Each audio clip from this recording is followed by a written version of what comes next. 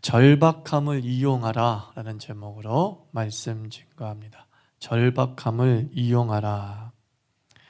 이스라엘은 솔로몬 이후에 그의 아들 르호보암 시대에 남과 북으로 갈라졌습니다. 북쪽은 10지파에 의해 북방 이스라엘이 되었고, 남쪽은 유다와 베냐민 두 지파에 의해서 남방 유다가 되었습니다.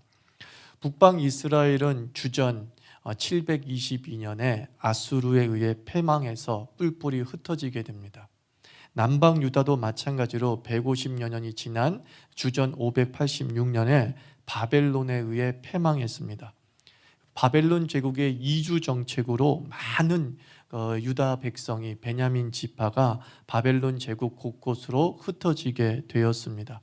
이제 세월이 흘러 바벨론이 망하고 메대 제국이 들어서고, 그리고 바사 즉 페르시아 제국이 세워졌습니다.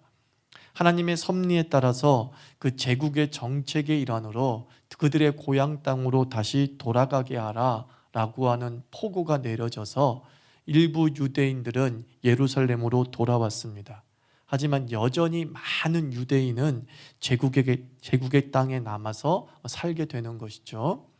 에스더서는 이렇게 고향으로 돌아가지 못한 제국에 정착한 유대인의 이야기입니다. 에스라서와 느헤미야서가 고국으로 돌아온 자들의 이야기라고 한다면, 에스더는 제국에 남아서 그 제국의 곳곳에서 신음하며 살아가는 유대인들의 이야기입니다. 제국에 정착한 유대인 중에는 고위 관료가 된 이들도 있었습니다. 대표적인 인물이 우리가 아는 다니엘이죠. 국무총리까지 지내고, 또 제국이 2번이나 바뀌었음에도 불구하고 여전히 영향력 있는 인물이었습니다. 또한 우리 에스더서에 등장하는 에스더라는 왕비, 그리고 모르드게라고 하는 에스더의 삼촌 역시 제국에 정착한 유대인입니다. 고향에 돌아간 유대인이 아니라 제국에 정착했습니다. 에스더는 삼촌 모르드게의 지도를 따라서 아주 은혜롭게 제국의 왕비가 되었습니다. 모르드게도 제국의 관리를 맡아 이렇게 섬겼다는 기록이 있습니다.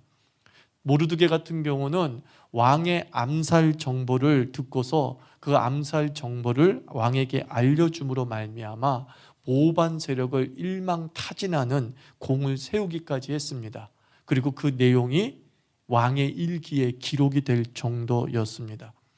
하지만 다수의 유대인은 여전히 이방인으로 서름을 당하면서 제국 곳곳에서 살아야 했어요. 더군다나 에스더서에 안티 유대인이 등장합니다. 그게 누구냐면 하만이라고 하는 아주 고위 관료가 모르드게 자신에 대한 개인적 적개심을 가지고서 유대인 전체를 몰살하려고 하는 계획을 세우게 되죠. 그리고 그 계획이 이제 왕의 전권을 위임받아서 성사 직전에까지 이르게 되는 겁니다.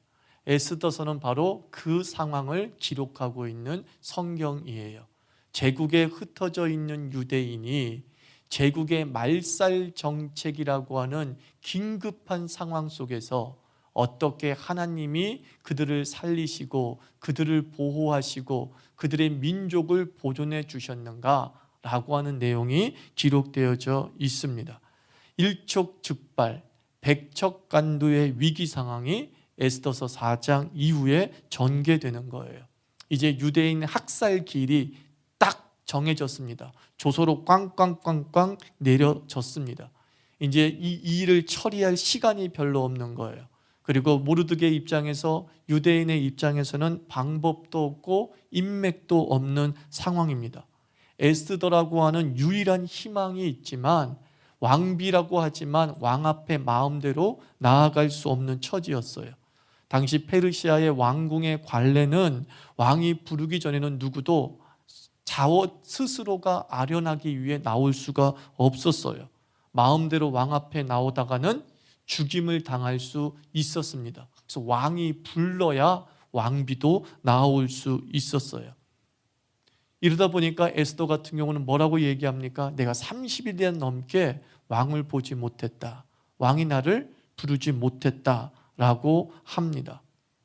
이런 상황 속에서 날짜는 계속 흘러갑니다. 하만이 유대인을 다 죽일 날짜는 점점 다가옵니다. 긴박합니다. 심장이 쪼이는 압박이 절정에 이르게 됩니다.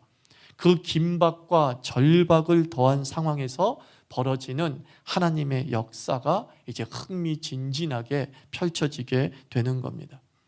긴박한 상황, 절박한 심정, 누구에게나 있을 거라고 생각을 합니다. 절박함은 선택받은 자녀에게 미치는 영향이 그렇게 나쁜 것만은 아니다라는 것이 에스더서의 내용입니다. 긴박하고 절박한 상황이 없으면 좋겠지만 선택받은 자에게 닥치는 긴박함과 선택받은 자에게 올 수 있는 절박한 심정이 도리어 우리의 영을 일깨우고 우리를 경건으로 돌아가게 만들고 하나님의 살아계심을 체험할 수 있는 기가 막힌 통로로 사용될 수 있다라는 것을 에스더서가 우리에게 보여주고자 한 것입니다. 오늘 이 에스더서 4장에선 이런 두 가지 교훈을 얻을 수 있다는 거예요. 첫 번째가 이겁니다.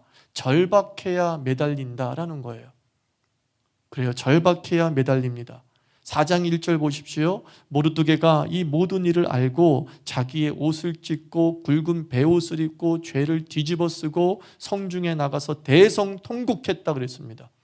모르드게가 너무도 긴박하고 절박한 상황에서 대성통곡하며 눈물의 기도를 드렸다는 거예요.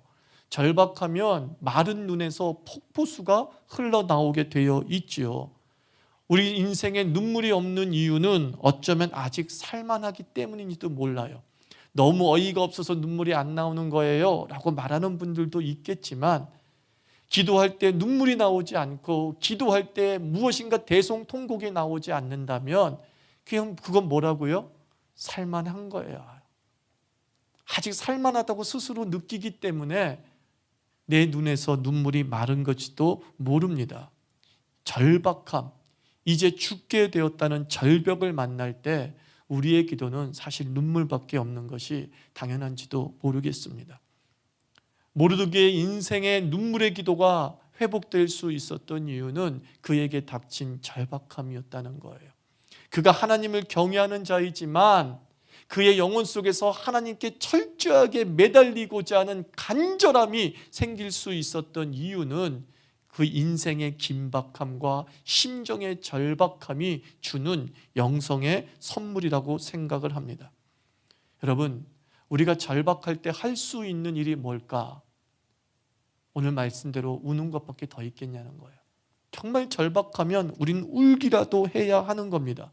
대성통곡하며 하나님께 매달리는 간절함이 우리의 희망인 줄 믿습니다.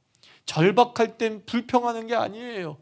긴박할 때는 불만을 품는 게 아니에요. 너무 절박하면 울어야 되는 거예요. 울어야 되는 거예요. 내가 죽게 되었습니다. 울어야 되는 거예요.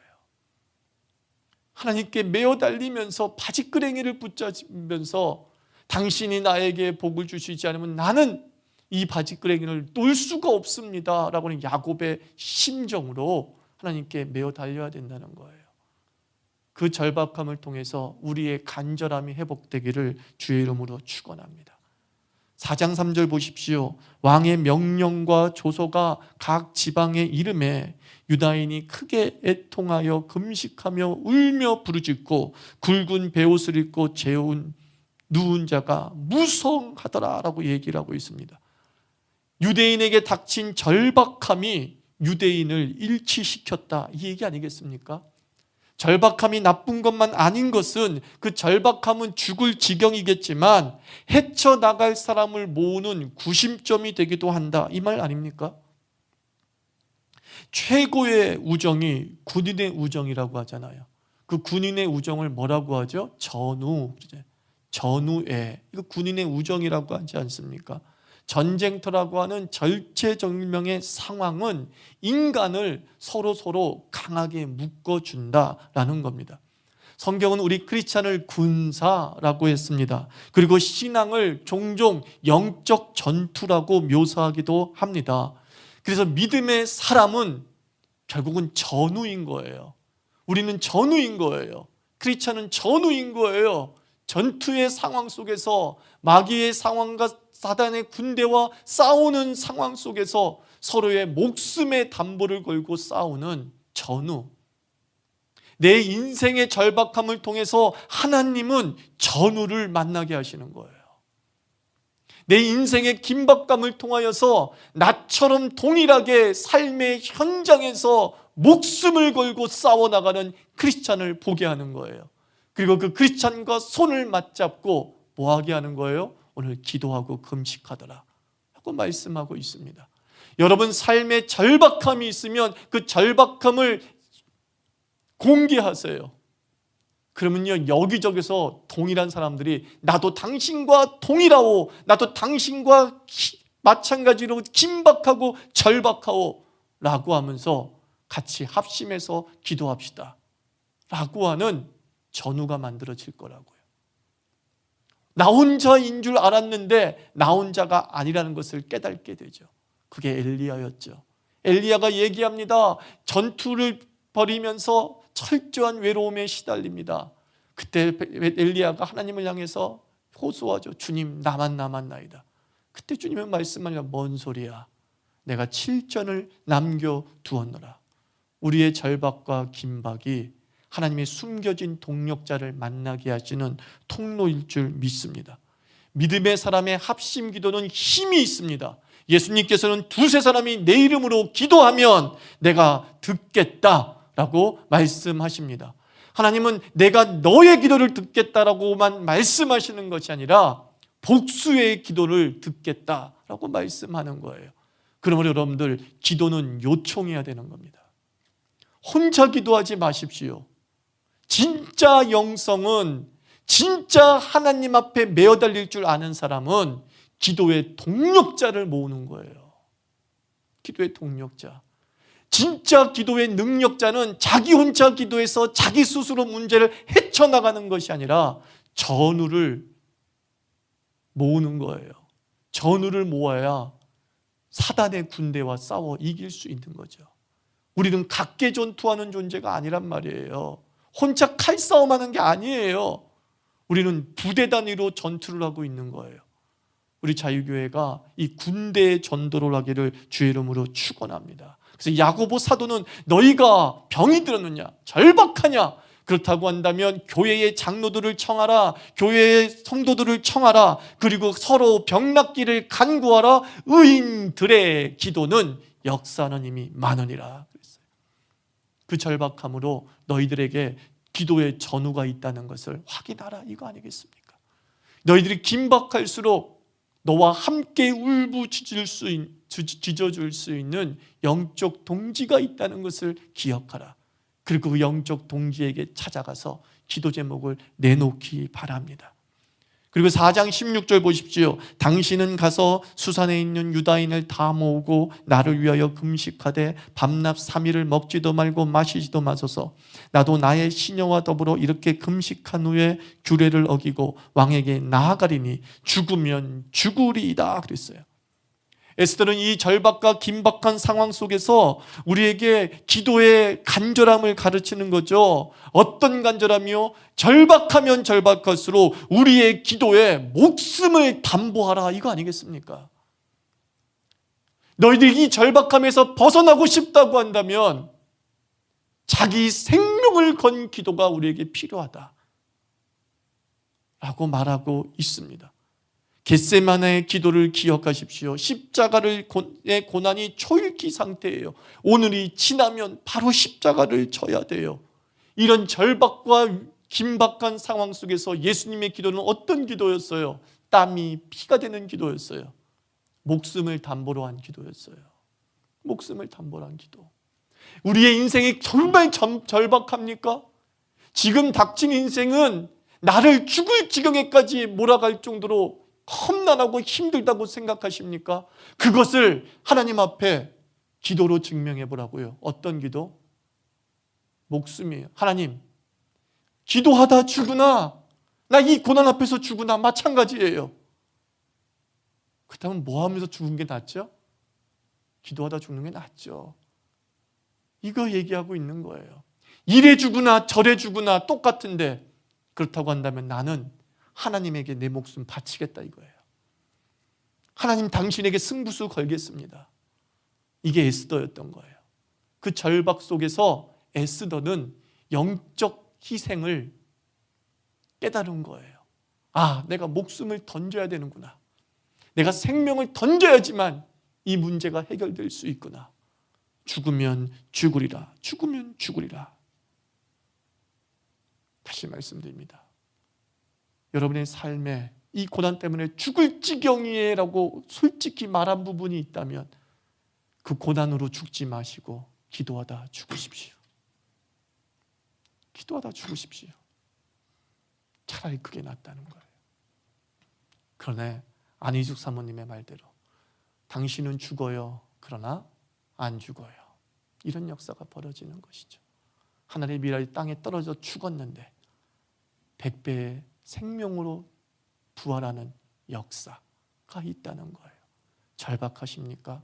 절박으로 목숨을 담보로 한 기도를 배우기를 주의 이름으로 축원합니다.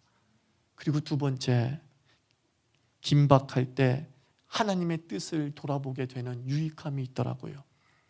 아마 모르드게는 말이죠, 자기 자녀 딸처럼 키웠던 에스더가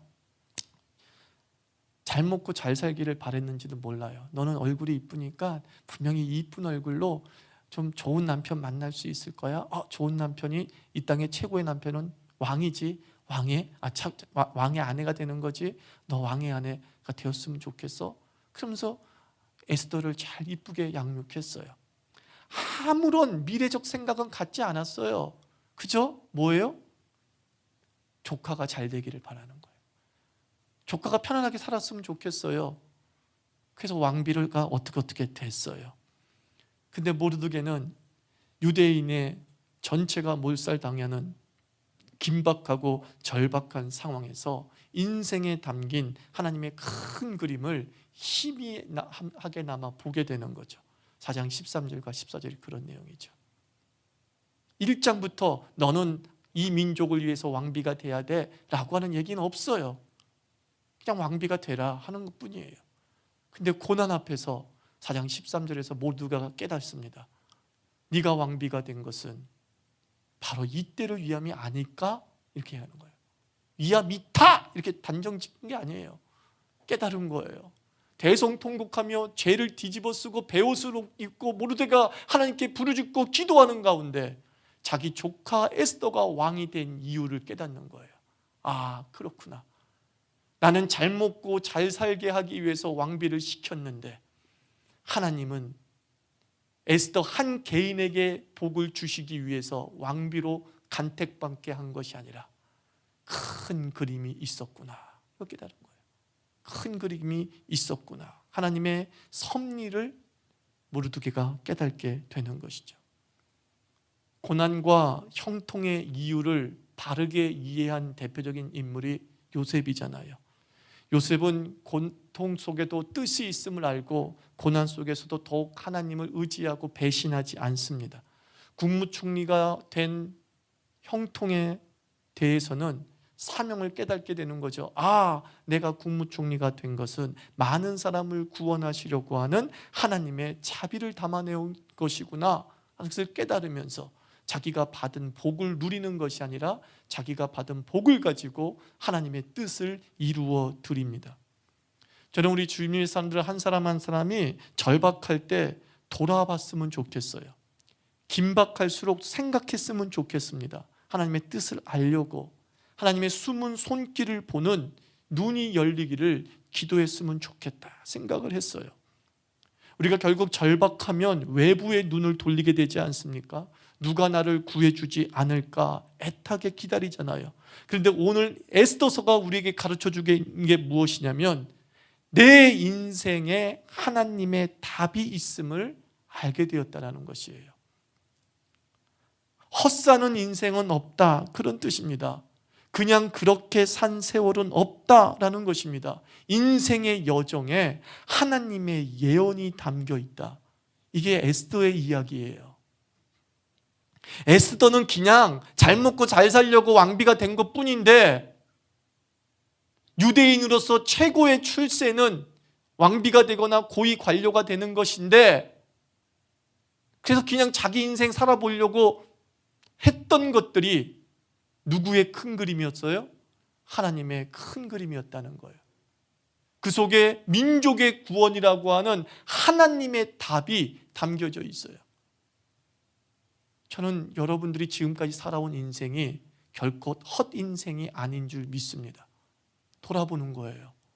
돌아보면서 왜 하나님은 그때 그렇게 살게 하셨지? 하나님은 왜 그때 그런 판단을 내리게 하셨지? 내가 왜 그때 그 직업을 얻게 하셨지? 내가 왜 그때 그 배우자를 만나게 하셨지? 그것을 오늘 속에 적용하게 되면 그 속에 예언을 읽을 수 있다, 그런 뜻이에요. 허투루 산 인생은 없어요. 내가 욕심으로 선택했던, 나 잘 먹고 잘 살자고 선택했던 일이든 간에 그 속에 하나님은 오늘을 풀어낼 수 있는 답을 이미 만들어 놓으신 거예요. 모르드게가 그걸 깨달은 거예요. 그걸 깨달았어요. 이 생각은 못하고 너를 왕비를 시켰는데 이것이 하나님의 뜻이었구나, 하나님의 큰 그림이었구나 라는 것입니다. 인생사에 숨겨진 하나님의 암호를 연결하고 풀어가다 보면 저는 출구를 만나게 될 줄 믿습니다. 그래서 하나님은 내 인생에 항상 당신의 답을 담아두신다고요. 어떻게 살았든지 간에 허투루 산 인생은 없다라는 것입니다. 어떻게 산 인생이든 간에 그것이 오늘의 문제를 풀 수 없는 인생이라고 생각하지 말라는 거예요. 내 인생에 차곡차곡 쌓여나간 수많은 여정의 길이 오늘의 해답, 이 절박과 이 긴박을 뚫고 나갈 하나님의 열쇠가 끼어져 있습니다. 그 열쇠를 찾는 그리스도인 되기를 바랍니다. 그 열쇠를 어떻게 찾을까요? 눈물로 기도하십시오. 함께 기도하십시오. 목숨 걸고 기도해 보십시오. 내 속의 답을 보게 될 줄 믿습니다. 기도합시다.